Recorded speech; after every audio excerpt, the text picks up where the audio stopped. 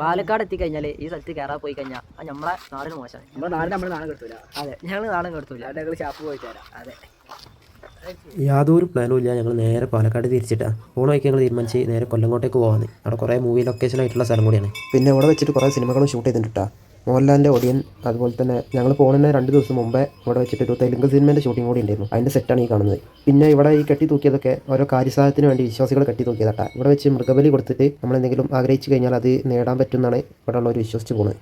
ഇതാ എന്നെ പറഞ്ഞെങ്കിൽ ഗേൾസിൻ്റെ കുറച്ച് പാവം വാങ്ങിയിട്ട് വരാമെന്ന് ചെക്കന്മാർ പറഞ്ഞു കേട്ടാ.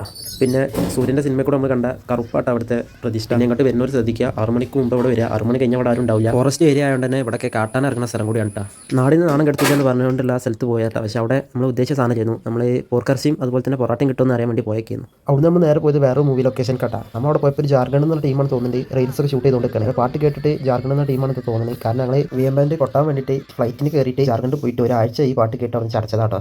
പാലക്കാട് മഴ ഒന്ന് വിചാരിച്ചിട്ട് നമ്മൾ നല്ല ഉഷാറിൽ കൊണ്ട് പോകുന്നത്. പക്ഷേ ഇവിടെ നമ്മൾ ഭയങ്കര വെയിലാണ്. നമ്മൾ മലപ്പുറത്ത് പെയ്തതിൻ്റെ പകുതി മഴ പോലും ഇവിടെ പെയ്തിട്ടില്ല. അപ്പം നമ്മൾ ഇന്നലെ രാത്രി ഉറങ്ങാത്തോടെ തന്നെ നമ്മൾ ഇവിടെ കിടന്നിട്ട് 2 മണിക്കൂർ ഉറങ്ങാൻ വിചാരിച്ചാണ് ഇവിടെ കിടന്നുറങ്ങി.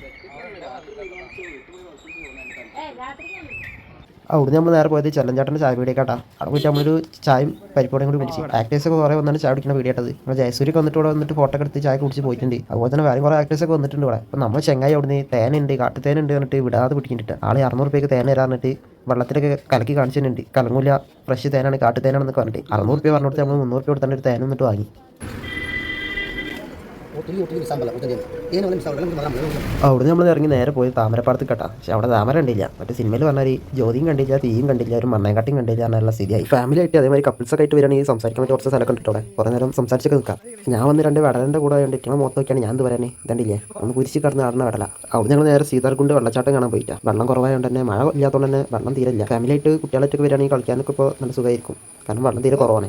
ഞാൻ നിൽക്കണതിൻ്റെ കുറച്ച് താഴത്തായിട്ട് ഒരു ചുഴിയൊക്കെയുള്ള സ്ഥലമുണ്ട്. അവിടെ ഇറങ്ങുന്നവർ മാത്രം ശ്രദ്ധിച്ചാൽ മതി. അവിടെ ഒരു 8 പേരോളം മരിച്ചും ചെയ്തിട്ടാ ചുഴി പെട്ടിട്ട്. പിന്നെ മേലെ ഒന്നും തീരെ വെള്ളമില്ല. അപ്പോൾ നിൽക്കുന്ന സ്ഥലത്തും തീരെ വെള്ളമില്ല. പിന്നെ നേരെ മേലായിട്ട് മലമുകളിൽ നല്ല വ്യൂ പോയിന്റ് ഉണ്ട് കേട്ടോ. പക്ഷേ അവിടെ നമുക്ക് പോകാൻ നേരം കിട്ടിയിട്ടില്ല. അവിടുന്ന് കഴിഞ്ഞ കൊല്ലത്തെ 2 പേരോളം വീണിട്ടുണ്ട്. 400 അടി ഉയരട്ടുണ്ട് എന്നാണ് പറഞ്ഞത്. പിന്നെ ഇവിടെയൊക്കെ വരുന്നവർ ശ്രദ്ധിക്കുക, 5:30 മുമ്പ് വരാൻ ശ്രമിക്കുക. കരടി, ആന, പുലിയൊക്കെ വെള്ളം കുടിക്കാനും ഭക്ഷണമൊക്കെ തേടി ഇറങ്ങുന്ന സ്ഥലമാണിട്ടത്. അപ്പോൾ അതിന് മുമ്പ് വരാൻ ശ്രമിക്കുക. 5:30 ആയി കഴിഞ്ഞാൽ അവിടെ പൂട്ടിയിടും. പിന്നെ വെള്ളം കുറവായിട്ട് നമ്മൾ അങ്ങോട്ട് ധൈര്യമായിട്ട് ഇറങ്ങിപ്പോയത്. ഇവിടെയുള്ള ഗാർഡുമാരാണ് നമുക്ക് കാര്യങ്ങളൊക്കെ കുറേ പറഞ്ഞത്. അപ്പോൾ അവരൊക്കെ പറഞ്ഞ കാര്യങ്ങൾ കൃത്യമായിട്ട് കേൾക്കാൻ ശ്രമിക്കുക. കാരണം മദ്യപിക്കാനായിട്ട് കുറേ ആൾക്കാർ ഇവിടെ വരുന്നുണ്ടെന്ന് പറഞ്ഞു. കാരണം അവിടെ പോയിട്ട് ഇതേമാതിരി ഇടങ്ങാറാക്കി കഴിഞ്ഞാൽ ഓർക്കും ഇടങ്ങാറാണ്, നമുക്കും ഇടങ്ങാറാണ്. പിന്നെ ഈ അടുത്തും കൂടി ഒരു പെൺകുട്ടി വന്നാണ്ട് മദ്യപിച്ച് ആകെ അലമ്പാക്കി എന്നൊക്കെ പറഞ്ഞു. തൂഫാനൊക്കെ ഉള്ളതുകൊണ്ട് കുറേ ആൾക്കാർ ഇപ്പോൾ എല്ലാ പ്രശ്നമില്ലാതൊക്കെ പോകുന്നുണ്ട്.